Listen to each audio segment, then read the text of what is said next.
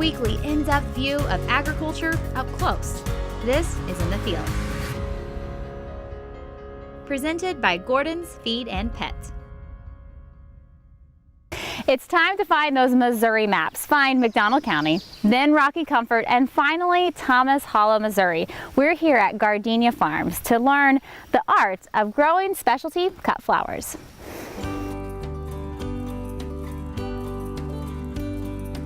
Liz, take me back to the very beginning. Did you always know that you were going to be a flower farmer? I did not.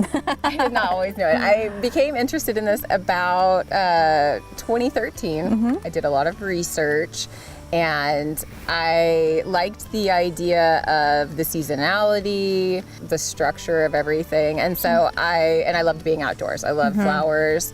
But I definitely went into it wanting to create a business. And so I started studying with other flower farmers.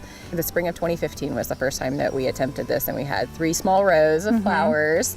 We didn't sell anything the first year, just attempted growing.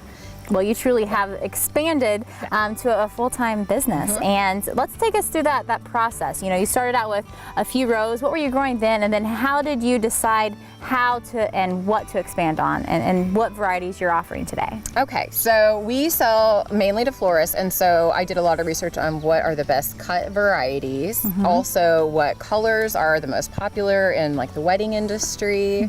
As far as the types of flowers that we have, we plant 3 different types. One are one-hit wonders, which are sunflowers, so we plant 1,000 sunflowers a week. Then there are medium producers, things like celosia. A lot of the flowers that are out here are medium producers. That means you can expect to get a certain amount of bouquets, but we want to succession plant those so that we get at least 2 successions in throughout the season. And then our most popular are the cut and come again flowers, which is what I would recommend for a backyard cutting garden. Those are your zinnias, your cosmos, this Gomphrena. I'll show you guys later, and we'll show you how to cut those and when is the correct time to harvest them. So let's step a little closer to these flowers and give us some tips when it comes to a backyard flower garden and the best varieties, how we should be cutting, and when we should be. Okay.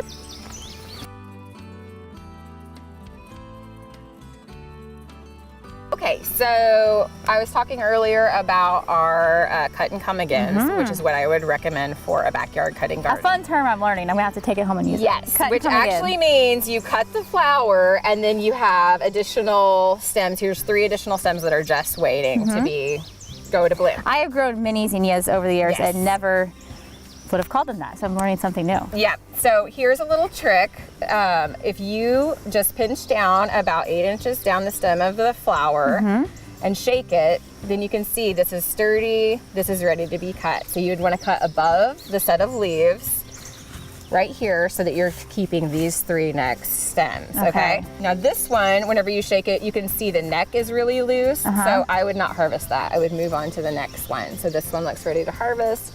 Take that.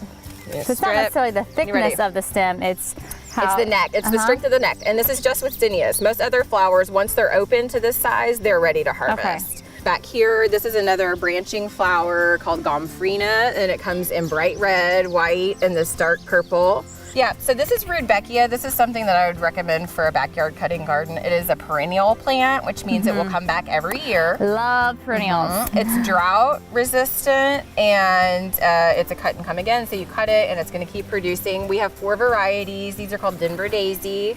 We have a lime green scented one called Prairie Sun. And then the darker bronze ones are like an autumn beauty, and we'll have more of those coming on in the fall. This is the red Gomphrena I was telling you about. That's the strawberry fields.